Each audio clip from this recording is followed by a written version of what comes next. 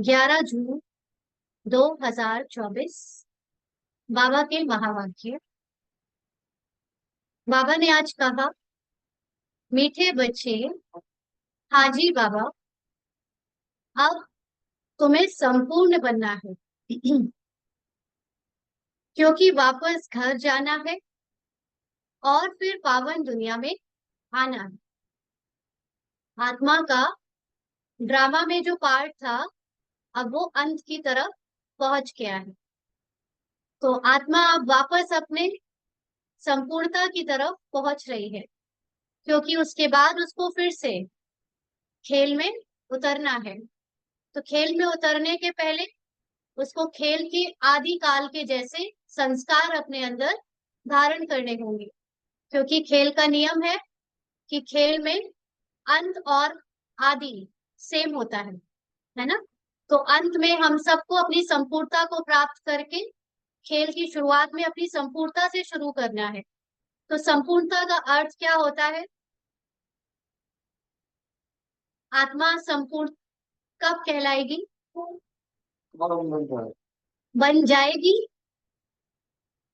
बन गई, या आत्मा संपूर्ण है और जब वो ड्रामा में, रोल में, किरदार में है तो उसका पार्ट बदलता रहता है। लेकिन आत्मा रोल के बिना संपूर्ण है, लेकिन संपूर्णता को अनुभव करना है। वो संपूर्णता का अनुभव ही पुरुषार्थ कहलाता है। इसीलिए बाबा जो बार बार कहता है कि मुझे याद करो, अपनी आत्मिक स्थिति में स्थित हो जाओ, ये सब क्यों कहता है? क्योंकि आत्मिक स्थिति में जब देह भान नहीं होता तो आपके अंदर संपूर्णता ही रिफ्लेक्ट होती है। तो जैसे बाबा है, बाबा और हम आत्माओं में एक ही अंतर है। क्या? एक ही नहीं, मतलब वैसे तो अनेक अंतर है, लेकिन एक मुख्य अंतर है।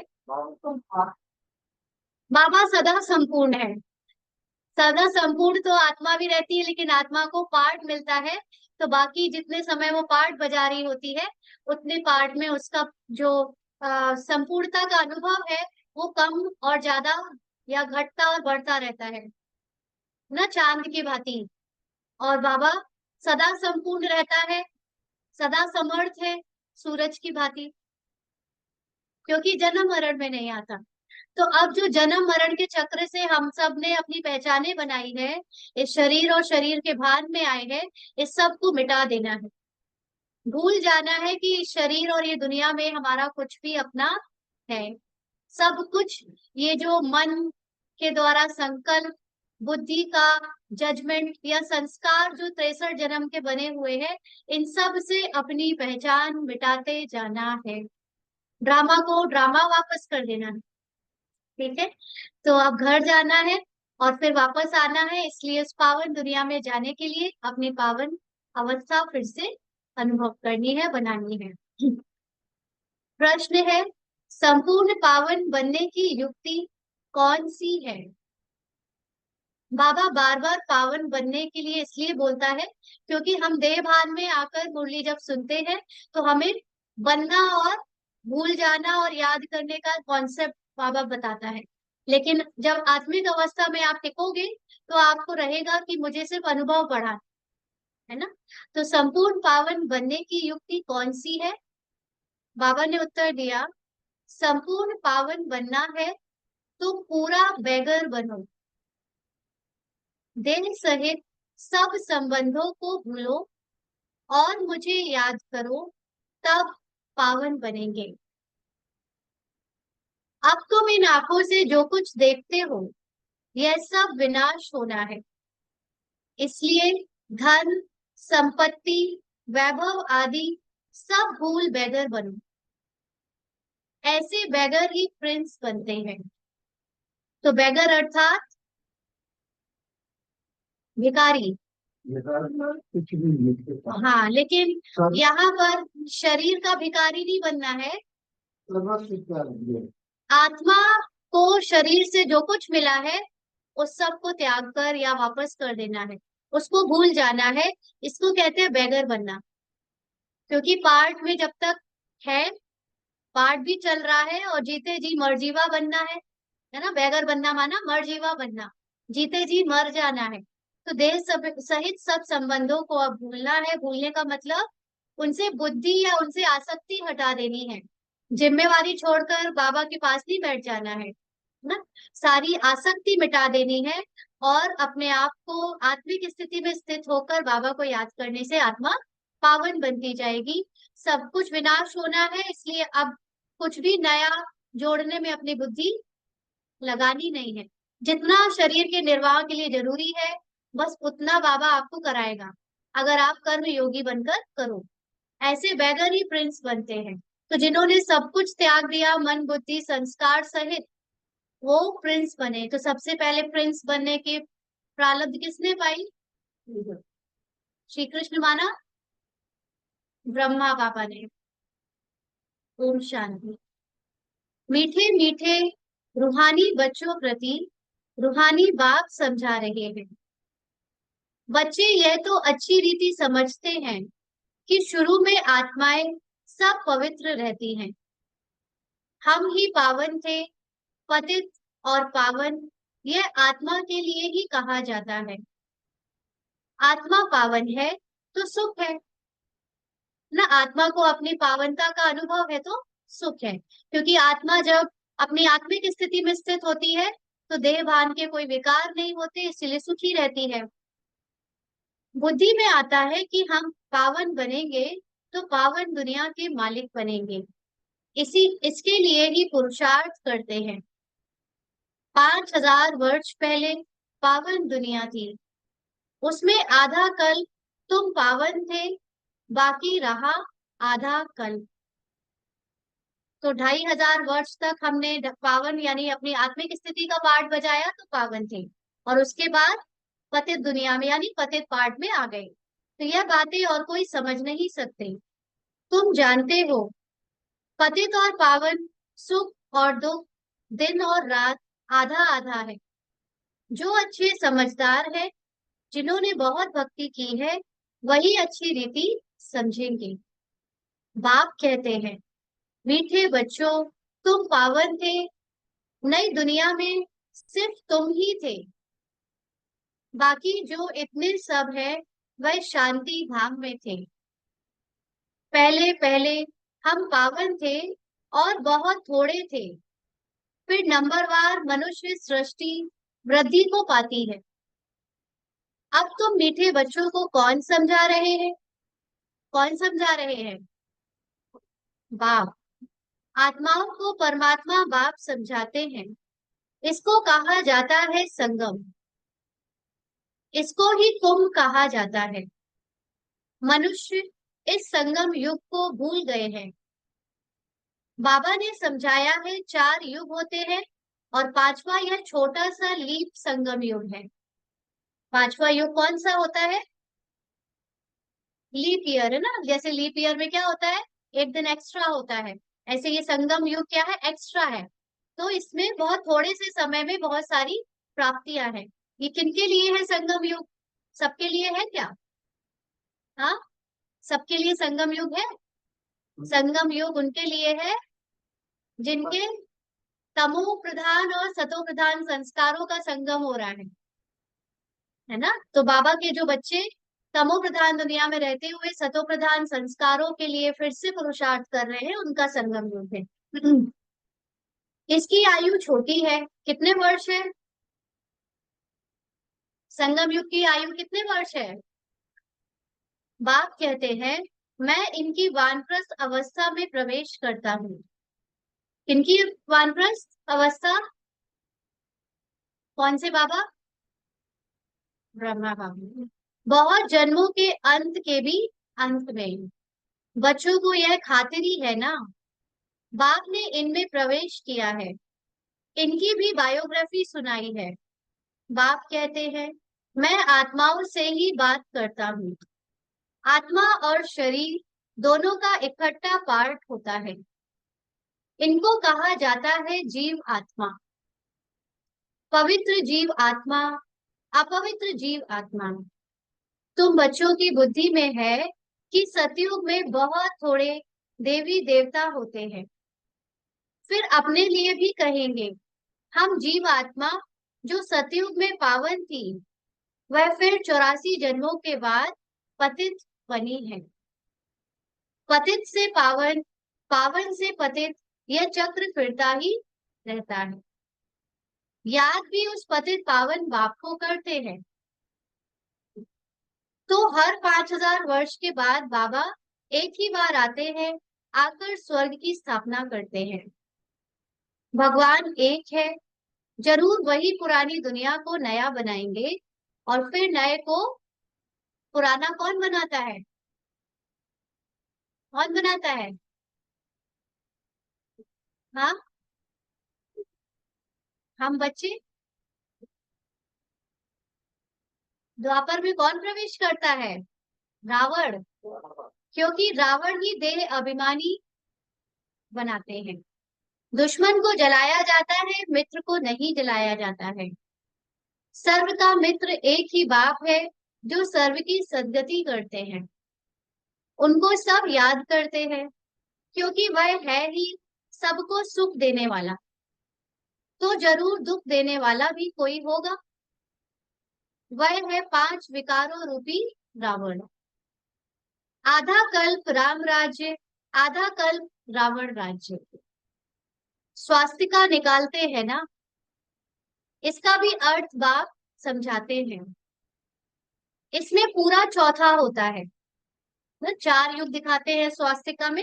ये किसी ने पहले समझाया आज तक? शुभ लाभ के लिए हम सब घर में बनाते थे, लेकिन इसका अर्थ कोई नहीं जानता था कि क्या होता है इसका अर्थ। और सिर्फ भारत में नहीं, लेकिन बाहर वाले देश में भी, कई देशों में बनता है ये चिन्ह। तो बाबा ने इसका पूरा अर्थ समझाया, जरा भी कम जास्ती नहीं।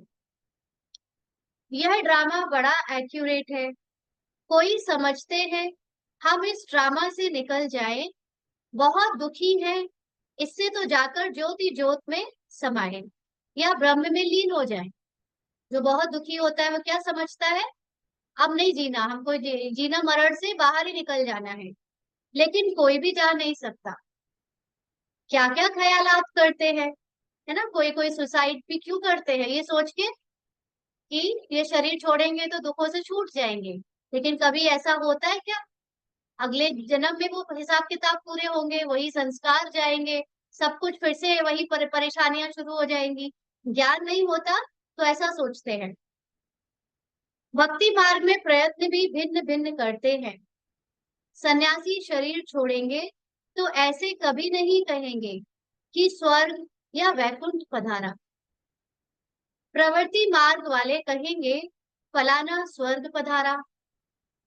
आत्माओं को स्वर्ग याद है ना, तुमको तो सबसे ज्यादा याद है। तुमको दोनों की हिस्ट्री ज्योग्राफी का पता है, और कोई को पता नहीं। किसी को ड्रामा का ज्ञान है और किसी को, भले ही आत्मा के बारे में इतनी संस्थाएं बता सकती हैं, थोड़ा थोड़ा परमात्मा का भी कोई कोई परिचय देता है। धर्म स्थापकों ने भी कहा कि अल्लाह नूर है, गॉड इज लाइट। लेकिन जो ड्रामा का ज्ञान है कोई नहीं बता सकता। तुमको भी पता नहीं था। बाप बैठ बच्चों को सब राज समझाते हैं। यह मनुष्य सृष्टि रूपी वृक्ष है। वृक्ष का जरूर बीज भी होना चाहिए। बाप ही समझाते हैं पावन दुनिया कैसे पतित बनती है, फिर मैं पावन बनाता हूँ। बाबा कैसे बनाता है पावन पतित दुनिया को? क्या प्रोसेस है पूरी? सबसे पहले बाबा आता है तो ज्ञान देता है, आत्मिक ज्ञान देता है। फिर परमात्मा का ज्ञान, अपना स्वयं ज्ञान देता है, सत्य ज्ञान देता है। फिर ड्रामा का चक्र समझाता है, आपको स्वदर्शन चक्रधारी या त्रिकालदर्शी या त्रिलोकी नाथ बनाता है। जैसे वो है वैसे वैसे अपने बच्चे को बनाता जाता है।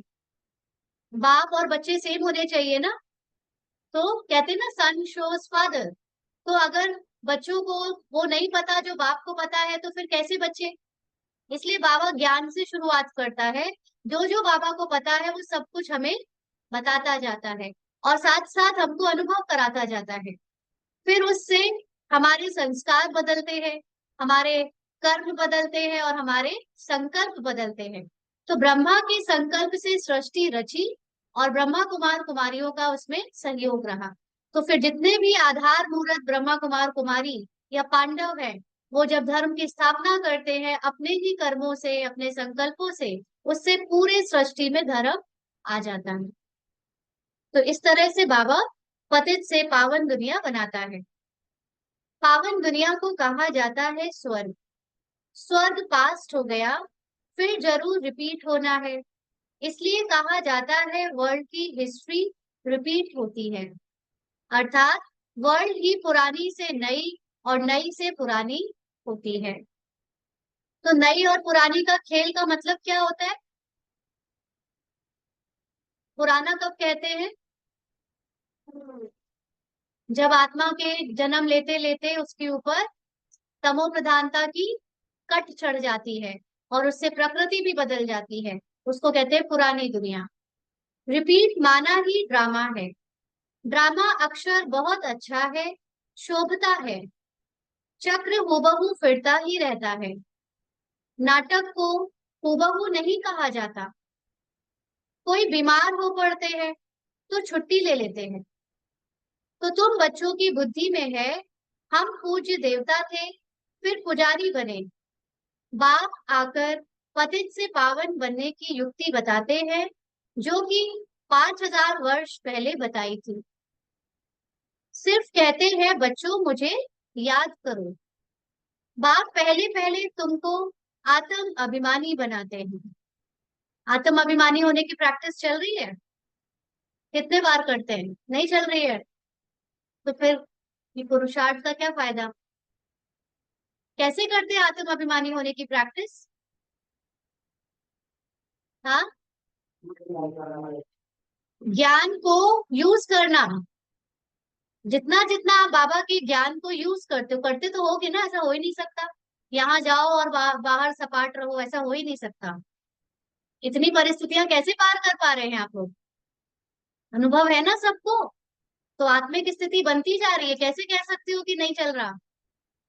धीरे धीरे चल रहा है। धीरे धीरे ही धीमे परिवर्तन, शुरुआत में परिवर्तन होता है, फिर आगे चलकर परिवर्तन फास्ट होता है ना, फिर समय कराता है धीरे धीरे।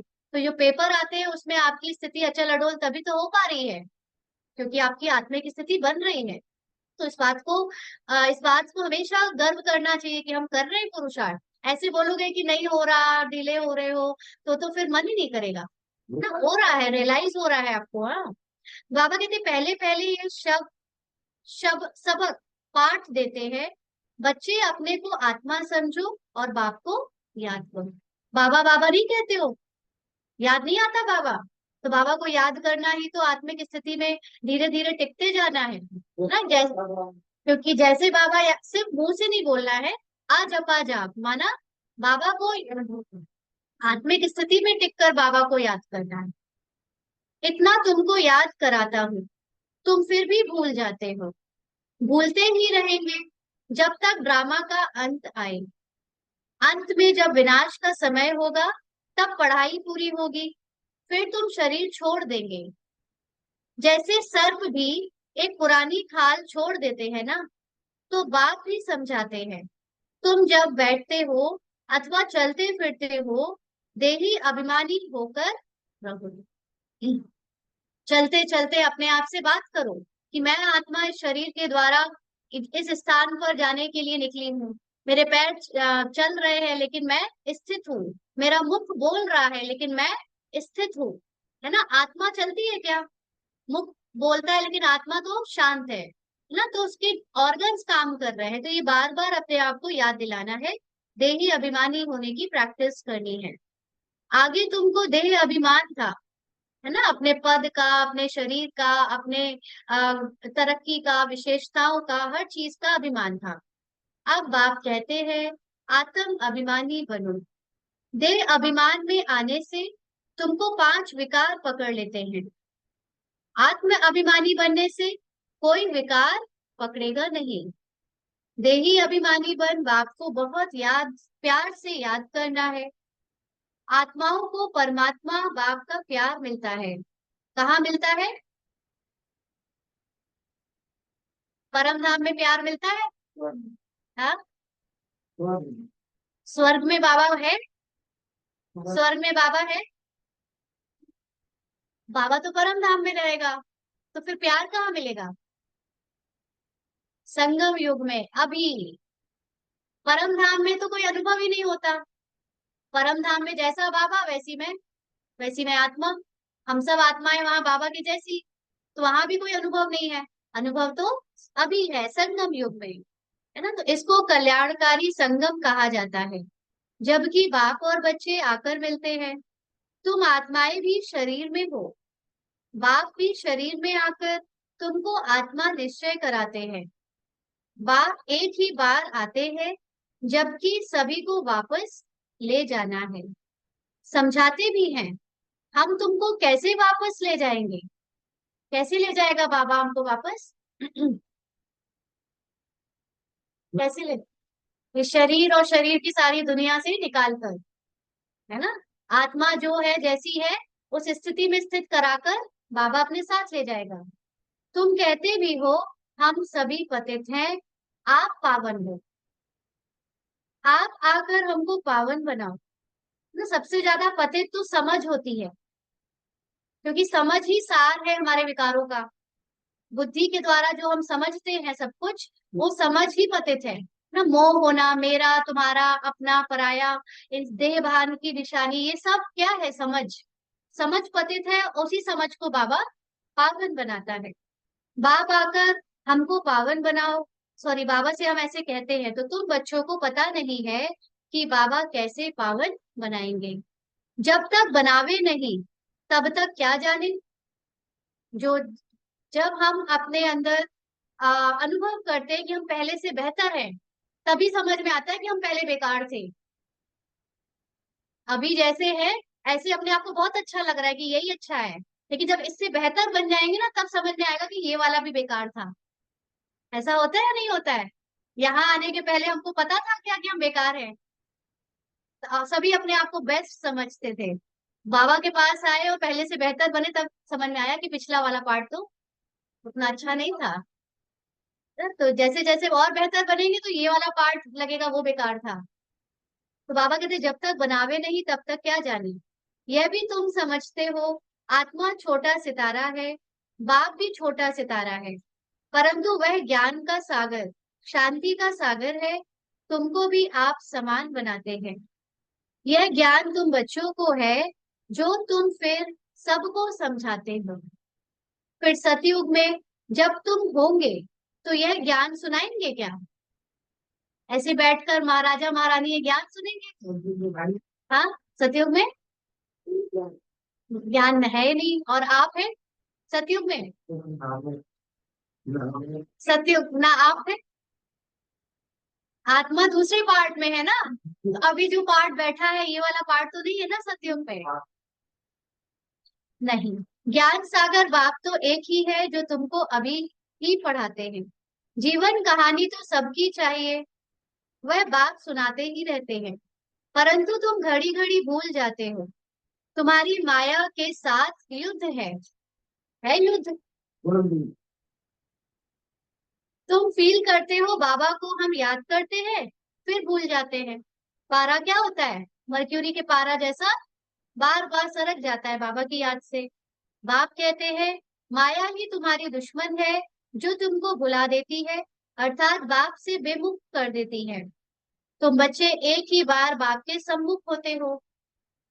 बाप एक ही बार वर्षा देते हैं, फिर बाप को सम्मुख आने की दरकार ही नहीं। पाप आत्मा से पुण्य आत्मा स्वर्ग का मालिक बनाया, बस। फिर आकर क्या करेंगे? फिर बाबा क्या करेंगे आके? पार्ट में तो आना नहीं है ना बाबा को, तो फिर बाबा आता नहीं। तुमने बुलाया और मैं बिल्कुल पूरे टाइम पर आया। हर 5,000 वर्ष के बाद मैं अपने समय पर आता हूँ। यह किसी को भी पता नहीं है। शिवरात्रि क्यों मनाते हैं, उसने क्या किया, किसी को भी पता नहीं है। इसलिए शिवरात्रि की हॉलिडे आदि कुछ नहीं करते हैं। पहले नहीं होती होगी बाबा के समय पर, अब तो होने लगी है महाशिवरात्रि की हॉलिडे सारी जगह, है ना। और सबकी हॉलिडे करते हैं, लेकिन शिव बाबा आते हैं, इतना पाठ बजाते हैं, उनका कोई को पता नहीं पड़ता। बाबा कह रहे मेरा बर्थडे में छुट्टी नहीं करते। हाँ, गांधी जयंती में छुट्टी कर देते हैं, सब में छुट्टी करते हैं, मेरे बर्थडे में छुट्टी नहीं करते। हाँ, बाबा भी कंप्लेन कर रहा है। अब तो होने लगी, पहले आप लोगों के स्कूल के टाइम पे नहीं होती होगी। हाँ हाँ। बाबा कहते अर्थ ही नहीं जानते, भारत में कितना अज्ञान है। तुम बच्चे जानते हो कि शिव बाबा ही ऊंच से ऊंच है, तो जरूर मनुष्यों को ऊंच से ऊंच बनाएंगे। बाप कहते हैं मैंने इनको ज्ञान दिया, योग सिखाया, फिर वह नर से नारायण बना। उनको यह नॉलेज उन्होंने यह नॉलेज सुनी है।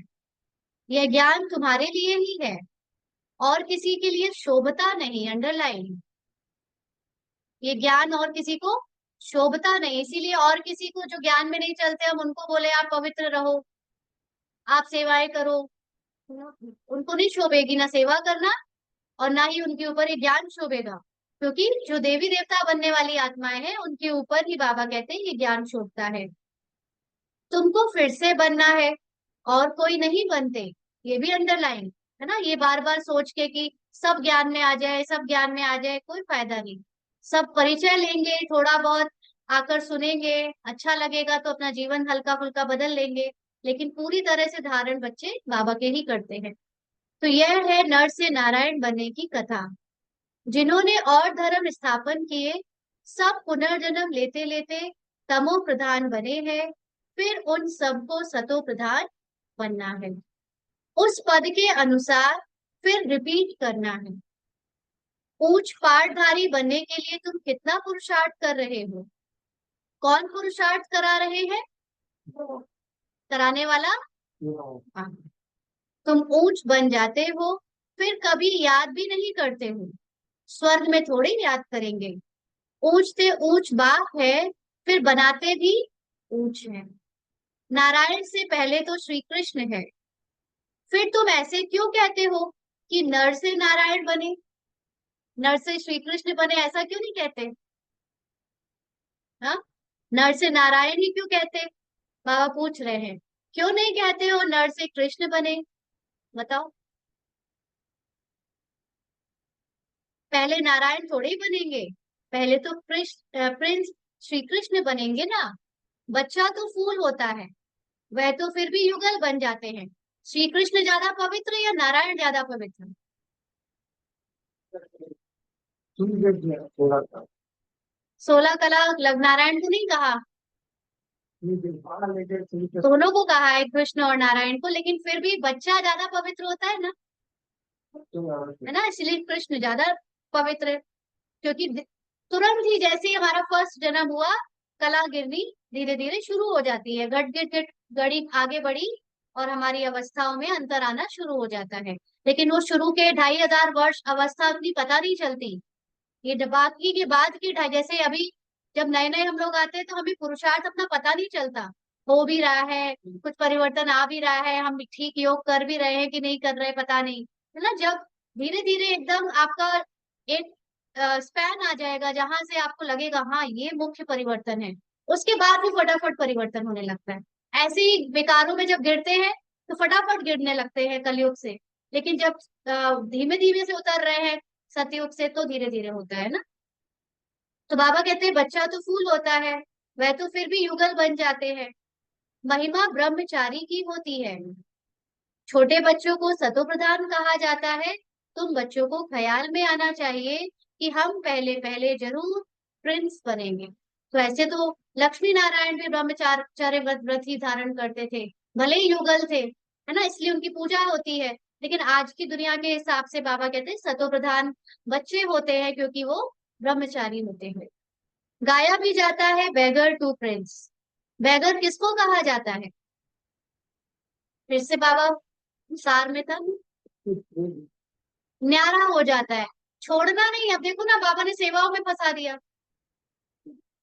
लेकिन सेवा करते भी सेवा से न्यारा होना है, मतलब कोई भी सेवा का प्रभाव मुझ आत्मा की अवस्था को गिराए ना, इस न्यारेपन का अनुभव करना है ना। इसी के तो पेपर आते हैं। अब बाबा ने लौकिक से फ्री किया, फ्री का मतलब ये नहीं कि छुड़वा दिया तो छोड़ के घर गृहस्थी चले आए, सब कुछ कर रहे हैं लेकिन मेंटली उससे फ्री है।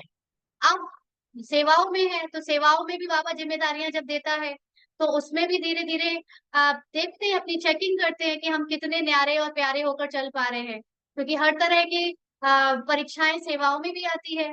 सेवा से अटैचमेंट तो नहीं हो गई, मैं ही करूंगी, मेरा ही नाम हो, मुझे ही सब जाने, ऐसा तो नहीं हो गया, है ना। तो ये सारी चीजों से न्यारे होते जाना है। और जो घर गृहस्थी में रह रहे हैं उनको तो खास लौकिकता से बहुत न्यारे होते जाना है ना। वो बहुत है, बाबा के बच्चों में भी अच्छे अच्छे बच्चे भी मैं और मेरे में फंस जाते हैं, मेरी लौकिक बहन, मेरा लौकिक भाई, मेरे लौकिक माता पिता, उसमें बहुत फंसे हुए हैं, मोह में फंसे हुए हैं ना।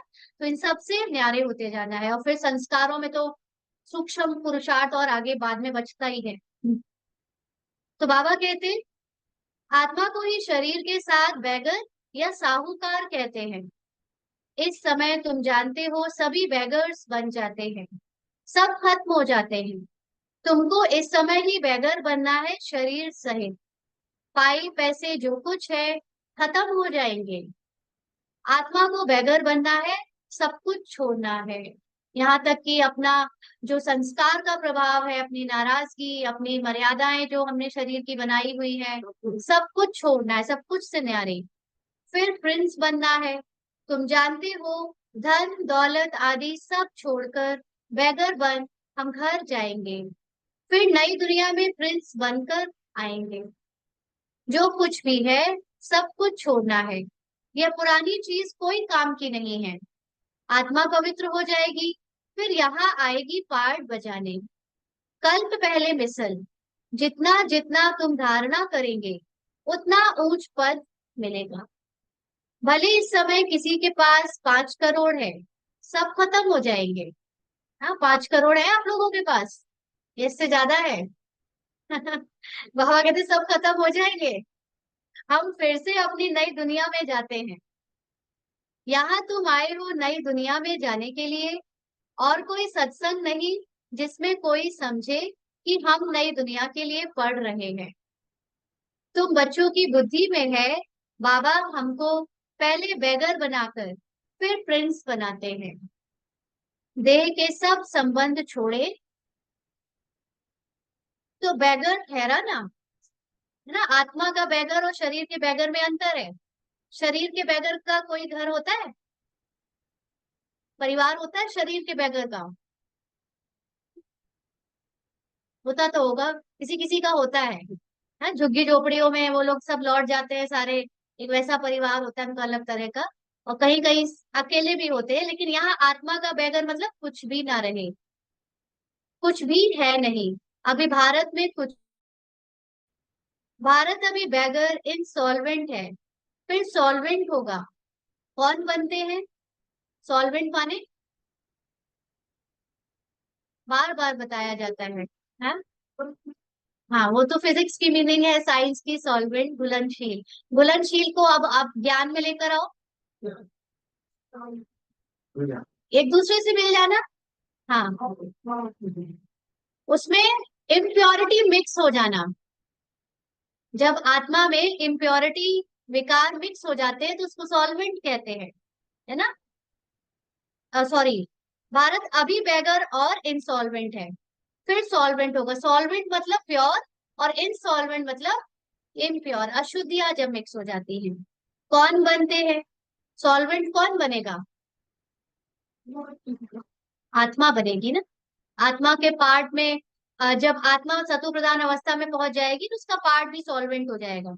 आत्मा शरीर द्वारा बनती है, अभी राजा रानी भी है नहीं, वह भी इंसॉल्वेंट है। राजा रानी का ताज भी नहीं है, अब तो बिल्कुल भी नहीं है, कहीं राजा रानी की है अभी भी सीट, ना वह ताज है, ना रतन जड़ित ताज है। अंधेरी नगरी है, सर्वव्यापी कह देते हैं। गोया सब में भगवान है, सब एक समान है, कुत्ते बिल्ली सब में है। इसको कहा जाता है अंधेर नगरी। तुम ब्राह्मणों की रात थी, अब समझते हो ज्ञान दिन आ रहा है। सतयुग में सभी जागती ज्योत है, अभी दिया बिल्कुल डल हो गया है। किसका दिया,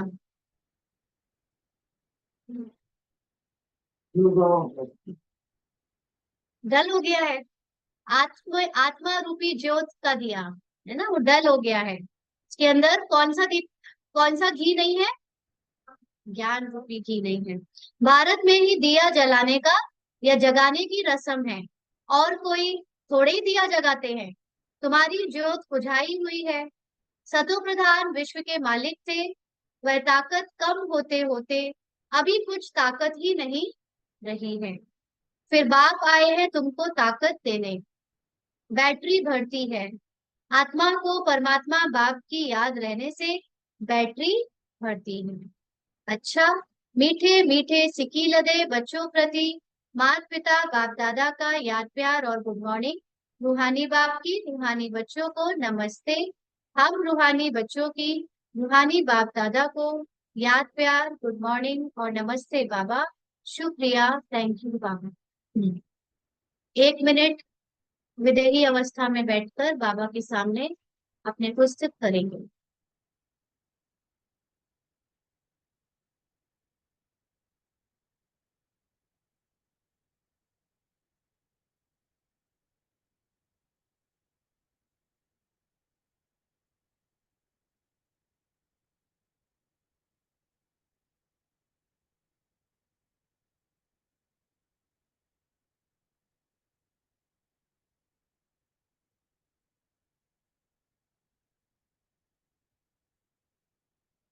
धारणा के लिए मुख्य सार। पहला पॉइंट, अब नाटक पूरा हो रहा है, हमें वापस जाना है। इसलिए आत्मा को बाप की याद से सतो प्रधान पावन जरूर बनाना है।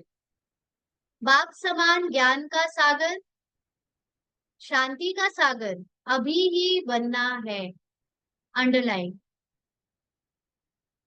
शरीर रहते बनाना है, लेकिन स्थिति कौन सी रखनी है? आत्मिक स्थिति। और वो आत्मिक स्थिति कैसी होनी चाहिए? बाप समान। ये कब होगी? जब हमारा पूर्ण निश्चय होगा कि मैं हूं ही बाप समान। अगर निश्चय ये करेंगे कि मैं पार्टधारी हूं, तो बार बार पार्ट की उतार चढ़ाव को देखकर क्या होते रहेंगे? हिलते रहेंगे। अचल अडोल अवस्था बन नहीं सकती। इसलिए अपनी फोकस रखना है, मैं बाप समान हूं ही। और फिर नीचे के पार्ट में पार्ट बजाते हुए भी उससे न्यारा रहना। नीचे के पार्ट में भी बहुत उतार चढ़ाव हो रहे हैं और होंगे भी आगे, लेकिन हमें उससे एकदम न्यारे रहना। इस देह से भी पूरा बेगर बनने के लिए बुद्धि में रहे कि इन आंखों से जो कुछ भी देखते हो यह सब खत्म हो जाना है ना। अचल अडोल अवस्था में सबसे बड़ा विघ्न कब पड़ता है? जब देखते हैं कि हमने जो कमाया, हमने जो संबंधी कमाए, या हमने जो विशेषता करी, या हमने जो कुछ भी दुनिया में अपना नाम मान शान कमाया, वो वही तो सबसे ज्यादा हलचल लाता है ना। और वो कुछ रहना ही नहीं है। ना तो नाम रह जाना है किसी का, ना मान शान, ना किसी का धन, ना दौलत, ना रिश्ते। तो फिर अचल अडोल क्यों नहीं होते? यह सब खत्म हो जाना है। हमें बैगर से प्रिंस बनना है। हमारी पढ़ाई है ही नई दुनिया के लिए।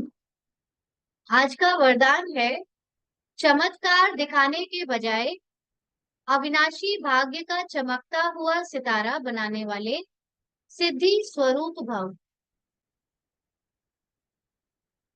सभी बोलेंगे, चमत्कार दिखाने के बजाय